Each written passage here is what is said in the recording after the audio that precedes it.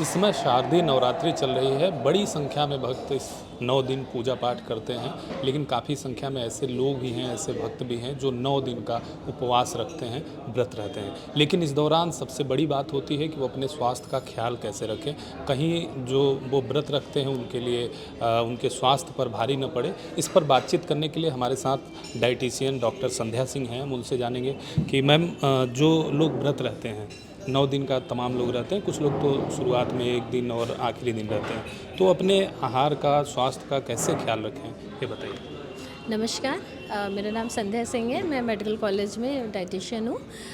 सबसे पहले तो शारदीय नवरात्रि की बहुत बहुत बधाइयाँ आप सभी को दूँगी। और नवरात्रि के जैसे ही मन में नाम आता है तो सबसे पहले माँ दुर्गा की पूजा अर्चना मन में आता है, और उसके बाद व्रत का दिमाग में आता है। तो व्रत हम लोग जो है नवरात्रि के रखते हैं माँ दुर्गा के लिए, और बहुत से लोग उसमें पहला और अंतिम रखते हैं फास्ट, और बहुत लोग पूरे 9 दिन का फास्ट रखते हैं।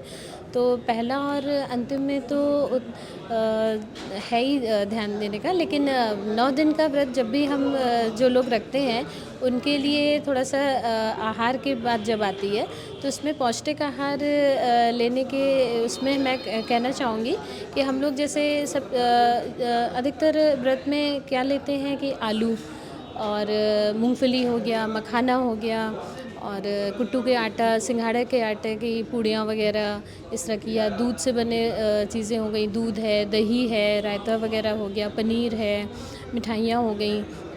तो इसमें हमें थोड़ा सा जब व्रत का बात आती है तो एक मन में होता है कि उसी बहाने चलिए थोड़ा सा हमारा वज़न भी मेंटेन रहे, वज़न का जो है कम हो जाए अगर ज़्यादा है तो।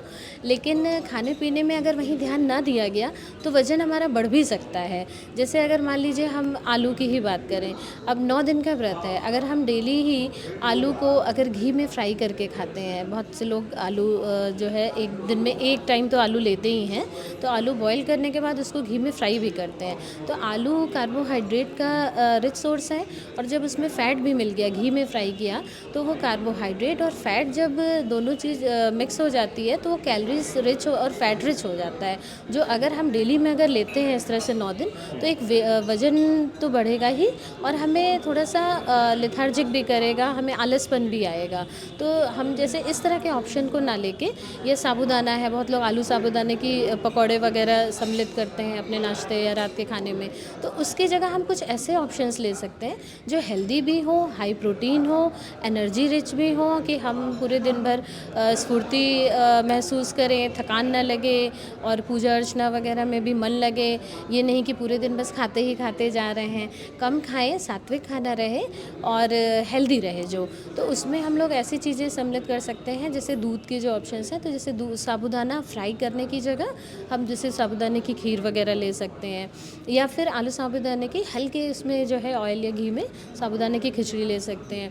आलू का में जो है कि आलू फ्राई करने की जगह बॉइल्ड आलू का यूज़ कर सकते हैं। कैसे कि आलू जैसे बॉइल्ड है तो उसको दम आलू की तरह जैसे थोड़ा हरी चटनी वगैरह मिला लिया, थोड़ा सा उसमें सेंधा नमक और हल्के धनिया पाउडर वगैरह मसाले मिला के, तो इस तरह के कुछ उसमें ऑप्शंस ले सकते आलू हैं। की बात साथ आपने में की मैम, तो आलू ग्रामीण भारत में तो आज भी ज़्यादातर लोग ज़्यादातर व्रत खाते में हैं, सुबह शाम लेते ही आलू हैं। ज़रूर लेते हैं, बिल्कुल, तो वो बिल्कुल। नुकसानदायक ज़्यादा होता है। नुकसानदायक ऐसे तो नहीं, देखिए आलू में मेन जो न्यूट्रिशनल के अगर उस लेवल उससे पॉइंट ऑफ व्यू से देखें तो वो स्टार्च, कार्बोहाइड्रेट रिच होता है, स्टार्च का मेन जो सोर्स होता है। तो अब उसमें हम अगर मान लीजिए एक मीटिंग भी अगर 9 दिन हम केवल आलू ही, और वो भी फ्राई करके खा रहे हैं, तो वो आलू हमारा कार्बोहाइड्रेट के साथ जब फैट और मिक्स होके कैलोरी डेंस तो होगा ही और फैट रिच हो जाता है। तो ये ना लेके हम जैसे बॉइल्ड आलू ले लें, तो उसमें फ़ैट ना यूज़ करके हल्का जैसे बताया मैंने कि इसमें धनिया चटनी वगैरह यूज़ करके कुछ इस तरह की आलू की चाट वगैरह बना लिया, और साथ में दही ले लिया, दही है या रायता हो गया, लौकी का रायता, खीरे का रायता, इस तरह का। तो क्या है कि कार्बोहाइड्रेट के साथ में हमारा प्रोटीन भी मिल गया हमें, तो वो एक कंप्लीट फिर हमारा फूड हो गया। फिर उसके साथ में कुछ फ्रूट्स वगैरह ले लिए, सैलेड वगैरह ले सकते हैं। एक मीटिंग में मान लीजिए जैसे दोपहर में बहुत रिच खाने के बाद हमें नींद आने लगती है, थकान लगने लगती है, तो उसकी जगह हम जैसे लस्सी पी लिया या छाछ वगैरह पी लिया। एक टाइम मान लीजिए थोड़ा सा हैवी इस तरह से फुल मील ले लिया, और दिन में हमने छाछ वगैरह ले लिया या फ्रूट्स केवल खा लिए। फिर शाम में अपना पूजा अर्चना करके कुछ जैसे मखाने वगैरह हैं, मखाना है, मूंगफली है। यूजुअली लोग कुट्टू का आटा या सिंघाड़े के आटे की पूड़ियाँ वगैरह व्रत में लेते हैं, तो उसमें क्या है कि उसमें भी जो है फ्राई हो जाता है घी के साथ में पूड़ियाँ वगैरह, वो भी कैलोरीज फैट रिच डेंस हो गया। तो उसकी जगह क्या कर सकते हैं कि हम उसमें कुछ वेजिटेबल्स वगैरह मिला के उसमें या पनीर वगैरह कुछ ऐड करके उसका चीला टाइप का बना सकते हैं। साथ में रायता ले लिया हमने या हरी चटनी वगैरह साथ में ले लिया। तो अगर इस तरह के ऑप्शंस हम लें और उसके बाद फिर दूध वगैरह लेना चाहते हैं तो दूध ले सकते हैं, या लस्सी वगैरह, मट्ठा, जो भी। फल में मैम, फल में क्या ले सकते हैं? बिल्कुल, फ्रूट्स का भी एक अपना अहम रोल है।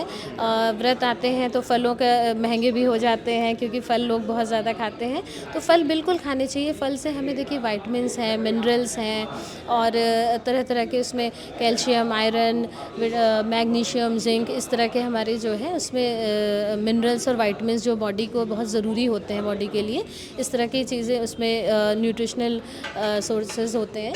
तो ये हमें फ्रूट्स बिल्कुल शामिल करने चाहिए। लेकिन उसमें मैं बहुत लोग जूस अधिकतर भी सोचते हैं कि जूस पिए, तो जूस कोई बुरे नहीं है, लेकिन ये है कि जूस में क्या है कि जब आप जूस बनाते हैं तो उसका पल्प निकल जाता है, फाइबर उसमें कम हो जाता है।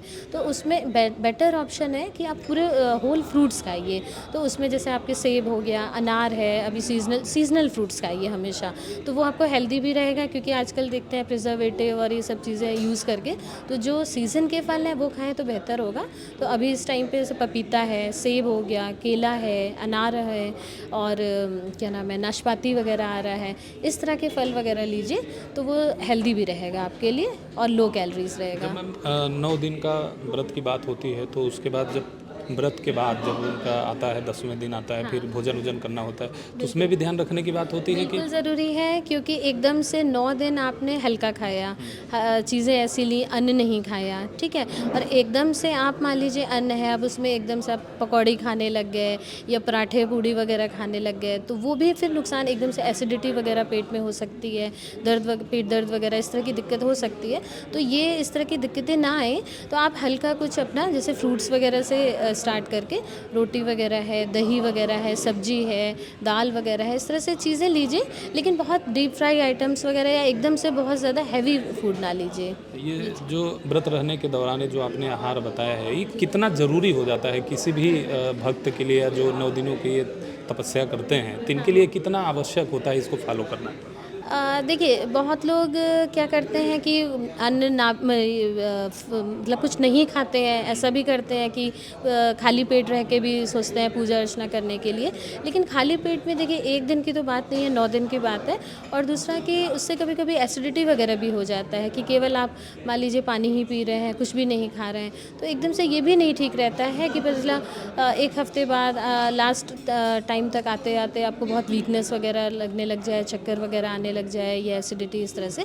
तो कुछ ना कुछ थोड़ा हल्का ही आप लीजिए, बहुत ज़्यादा नहीं। जैसे फ्रूट्स एक टाइम मान लीजिए फ्रूट्स ले लिया, एक टाइम आपने कुछ मिल्क वाली चीज़ें, दूध ले लिया, या दही है, रायता वगैरह है, लस्सी है, इस तरह का चीज़ ले लिया। बिल्कुल खाली पेट भी नहीं रहना चाहिए। ठीक है मैम।